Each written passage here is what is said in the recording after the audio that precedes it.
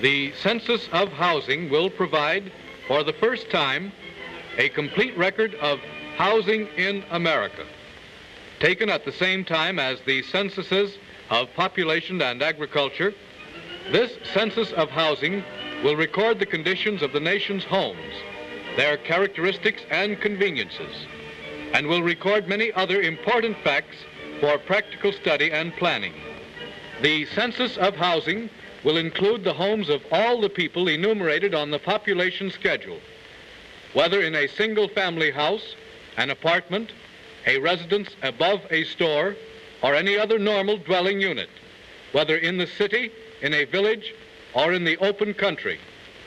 In addition, places not intended for habitation, but in which people are living, must be enumerated.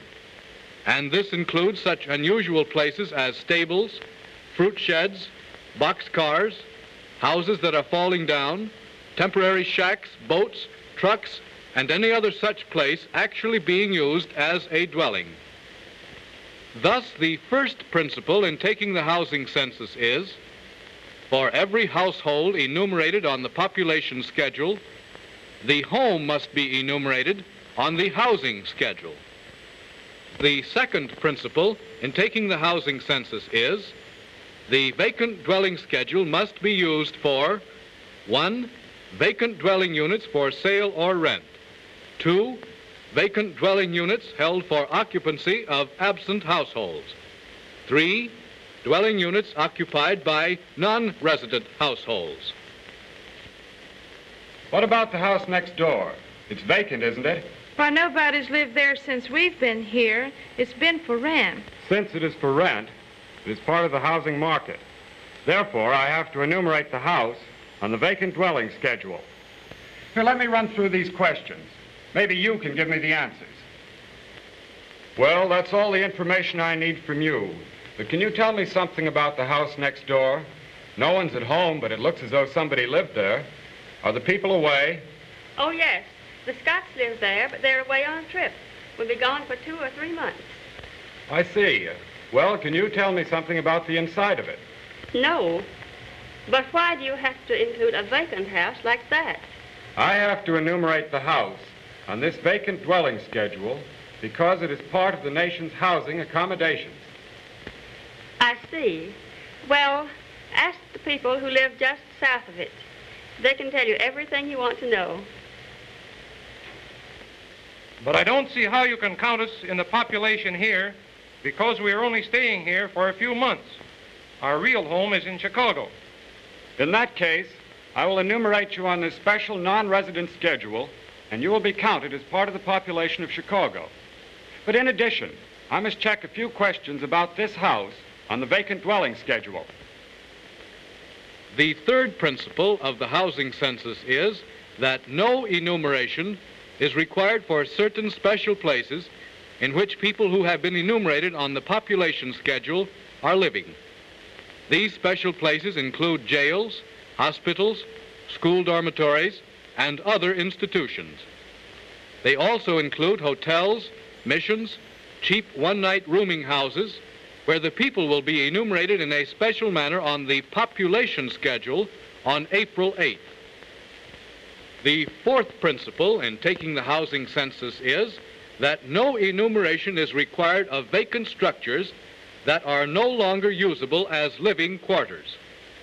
Vacant structures with such defects as fallen sides, floors broken down, roofs fallen in, are not considered as part of the nation's supply of housing accommodations. One of the enumerator's problems will be to tell the difference between two-family side-by-side structures and one-family attached structures. Two-family side-by-side structures are those with a common center wall, but with separate family entrances, and no other attached buildings on the four sides of the whole structure. Where there are 3 or more dwelling units side by side, with each unit extending from ground to roof, each with a separate entrance, they are enumerated as one-family attached structures. A house will also be counted as a one-family attached structure when it is joined on one or both sides to a non-residential structure or structures. This question relates to the need of major repairs. It must be answered on the basis of your observations and need not be asked the respondent. This structure is in need of major repairs. The cracked and broken wall is in danger of falling upon the occupants, a condition making it unsafe for habitation. Major repairs do not mean loose boards or broken railings. This house needs repairing. The yard is littered with trash.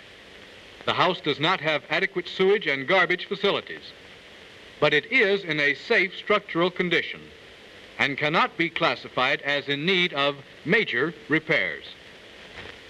Major repairs are those necessary for continued safe occupancy. Part 4 of the occupied dwelling schedule is to be filled out for every renter-occupied, non-farm dwelling unit. You said you paid $40 a month rent for your home. Does that include the use of furniture? No, we have our own furniture. Do you pay for electricity in addition to the $40 rental? Yes, we do. Well, what does electricity cost you a month? Well, last month our bill was $2.50. $2.50 every month? Or is it sometimes higher than that? Last month it was lower than usual. Sometimes our bill runs up to $3.50, but I think it averages about $3 a month. Do you also pay for gas in addition to rent? Yes, we have to pay for gas, and I think that runs about $2 a month all year. Do you have to furnish your own heat? Oh, yes. Could you give me some idea of how much your coal costs you a month? I think that for the whole time we ran the furnace during the year, the coal must have cost us $120. That is, over the whole year, it costs you about $10 a month to heat your house. That would be a fair figure.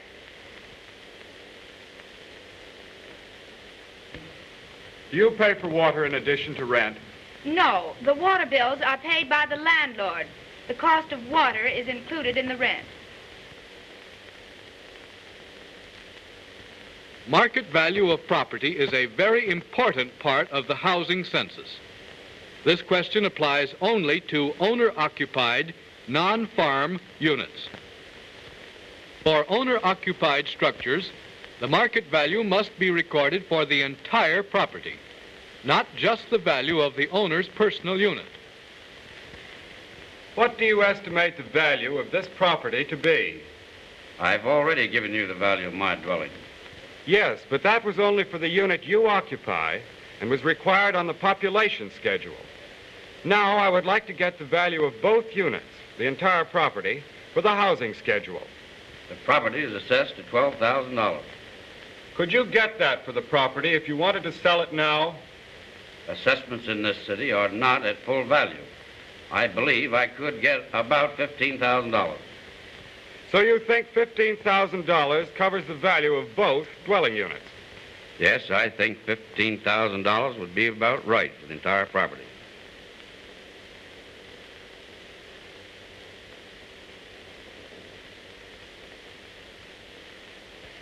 Mortgage debt or land contract is the last section on the housing schedule.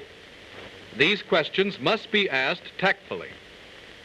Special care is required in obtaining the answer to question 31, because in many cases the holder of the mortgage is not the same as the agency to which payments are made. Who holds the first mortgage on your house? The Institution Mortgage Company. Does the Institution Mortgage Company actually hold the mortgage, or do you simply make payments there? I'm not sure about that. I believe somebody else actually owns the mortgage, and the Institution Mortgage Company merely makes the collections. Yes, I remember now. I received a notice from the mortgage company that they had sold the mortgage to somebody else. Do you remember to whom they sold the mortgage? I'm not sure which one, but I know it was a life insurance company.